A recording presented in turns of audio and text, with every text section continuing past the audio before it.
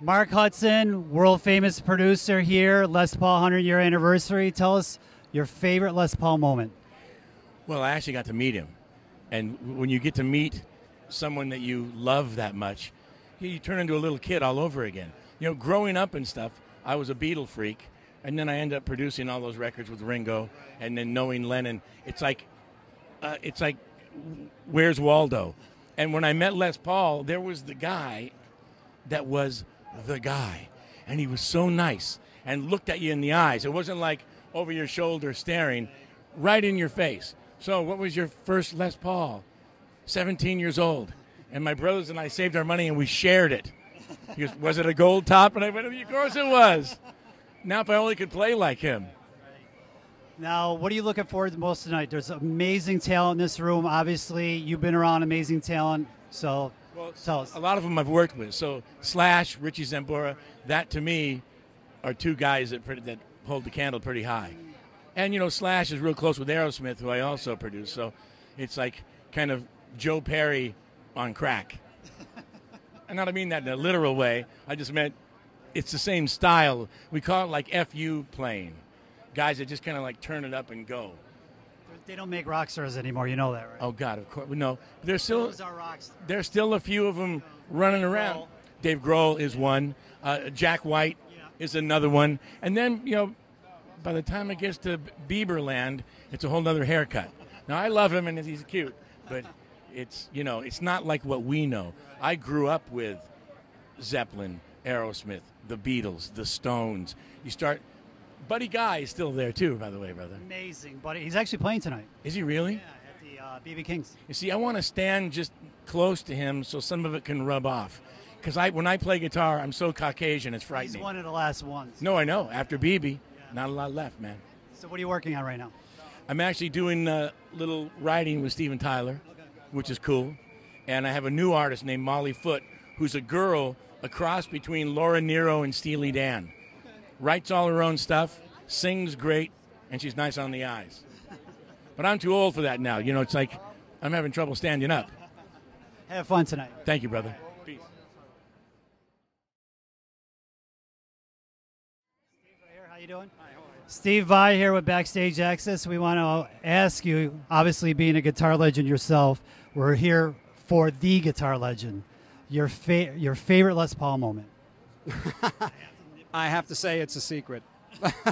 It was a story he told me. But actually, I've had the great opportunity to play with him twice on stage. And, you know, he's one of these guys that when you see how he effortlessly kept raising the bar and discovering not only new technology and not only new performance abilities, he just did it effortlessly because he was just this guy that was filled with creative freedom at all times. And if you sat and talked with him, he was always on, he was always laughing, he was always saying something funny, and he always was hearing everything you were saying. And everything just flowed from him very simply. And even when he was in his 90s and he's arthritic-ridden, he still played, you know? It's not fair, I tell you. Maybe you'll be doing that when you're 90. The Story of Light. It's been a while since we heard new studio music from Steve Vai. When are we going to get some? I'm working on a 25th anniversary release of Passion and Warfare. And in it will be a disc of material that was recorded between my first record, Flexible, and Passion and Warfare. I mean, it's all some of it was written but not recorded, so it's really a new disc. And for the fans that like the really esoteric stuff I do, boy, they'll really like this because it's pretty out there. What are we looking for a release? Beginning of next year. And then I'll do a tour for the record. G3 or you single? Well, G3 is always nice, you know, when that happens, but usually the focus will be probably on it'll be on the Passion and Warfare release, re-release. Have fun tonight. Congratulations. All right. Thanks.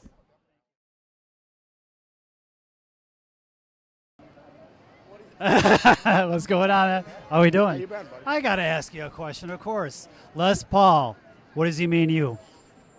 Well, I mean, aside of the amazing guitar and everything like that, it just we were just talking about how mind-boggling it is, all the stuff that he's created. I mean, just down to multi-track recording. I mean, just think about that. That's how, I mean, that's just every record you've ever heard is Les Paul is responsible for. You know, he has his fingerprint on that. And movies, I mean, TV, I mean, you know, anything in that form of entertainment that you're recording, you use multi-tracks. So between that and then the amazing guitar, and then, you know. And you play Les Paul for almost ever, obviously, up until your own company. But. Yeah, without a doubt. So, and it's just, you know, I mean, it is, the reason why it's so successful is because it's an amazing guitar, man, without a doubt. What are you looking forward to tonight the most? Well, just the whole thing, just seeing so many friends and stuff like that. So, you know, seeing you. Of course, you're here for me, right? It's like a high school reunion on steroids. It's very good. I like it. You know they had and all celebrating less, so, you know, it's all good. They had the calling card for you and Barbara Ann. You know that, right? What's that? The calling card when you're walking down saying who's coming. Oh, okay. Zach Wilde and Barbara Ann. Oh, yes. Well, Where's the other half? Well, you know, she's in. She's here, but you know, yeah, she's in a men's magazine or something like that. So, you know, I'm her Stony Curtis slave boy now. So. He's in there too. Maybe he's taking care of her. To clean her shoes and fold her laundry. It's fun. Have fun tonight, man. It's good to see you guys. Take care, man. Neil, can I ask you one question? What does Les Paul mean to you, mostly? You know, he was a dear friend, and that's what it means most to me. I got close to him. We got, you know, tight. I met him in a very short amount of time, a couple of years. We became very close. Close enough to where when he passed, his family asked me to come to the funeral. And so it was a tight gathering, and I flew all over hell to get there, and I was glad I did. And, you know, and beyond that, I mean, it's obvious, everything else. His guitar playing, his ingenious inventions, and, you know, the electric guitar itself. You know, there's so many. I could talk to you for an hour about it. Yeah. Vortex. It's my latest outing, and I'm really quite proud of this record. And, you know, I think it's my best outing yet for a solo guitar record. And I've had a lot of people that have listened to it, done a lot of interviews so far, and guys that don't like instrumental records told me they love it. And so, you know, I love it, and I hope everybody enjoys it. It was a work of love for me, you know, and I think the love's right next to you. Yeah, yeah. That's no work, though. That's Have fun, guys. Take care. Good to see you again. Take care. Joe Satriani here at Backstage Access. Obviously, you have a long-standing relationship with Mr. Les Paul. Tell us about that. Yeah. Well, I guess I started talking to Les back in the 90s and got to know what kind of a funny person he was. He was such an innovator. He was a great musician. A lot of people forget that. He was just like a musician's musician.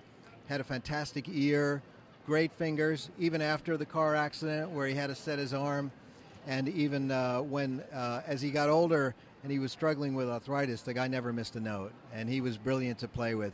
And as you probably know, he was a prankster. And he always put a smile on everybody's face every time he played. So I'm going to keep that in mind tonight. I think a lot of people don't know this, but you actually played a little Les Paul. Obviously, you're known for Fender, but tell everybody that, you know, your little Les Paul experience, I guess. I've had lots of Les Pauls over the years. There was a good period, maybe, I'm thinking maybe the third year I was playing guitar. I think a Les Paul Deluxe, it was a 68. That was my main guitar for a while. But I've been playing Ibanez guitars for over 25 years. All the modern guitar makers owe just an enormous debt to the design genius of Les Paul. He was the one who really pioneered the solid body electric guitar, along with his friend Leo Fender. I mean, the two of them are giants. It's just great when you get to play with a bunch of guys like that are on the bill tonight, that you get to celebrate Les's great legacy, his good sense of humor, his beautiful heart, you know. Now, I want to talk about your new record coming out, Shockwave Supernova. Tell us a little bit about that. It's so great to hear people say that. The last album was so hard to pronounce, but Shockwave Supernova, it's a lot easier, although I seem to be putting out these tongue twisters. Yeah, it's a big record, 15 songs, and it's about an alter ego, a guy who shaves his head and wears funny glasses wherever he goes just to get attention to his guitar playing. But it's a fun record. Okay, and what are you looking forward to most tonight? Obviously, playing with such guitar greats like yourself. Tell us about, like, favorite I'll tell you what, all my friends are here, which is great. So, you know, Steve Vai is here, my buddy. I've known him since he was 12, and so it's great to be back in our hometown playing. And just every single performer I've got a story about that we've had a great time with. And especially Steve Miller, I get to play with him tonight. I love playing with Steve. He's one of my heroes. And he actually has the biggest connection with Les, obviously, with his family and his dad and whatnot. So it's, you know, he, with all you guys, it's going to be very honored. We're all honored to see this, what's going to take place. Yeah. And you're right. Yeah, Steve knew Les when Steve was just a little kid and got that wonderful encouragement from Les, because that's the way he was. He made everybody feel great about the talent that they had, and he nurtured talent. And Steve is a great testament to that. You know. Have fun tonight.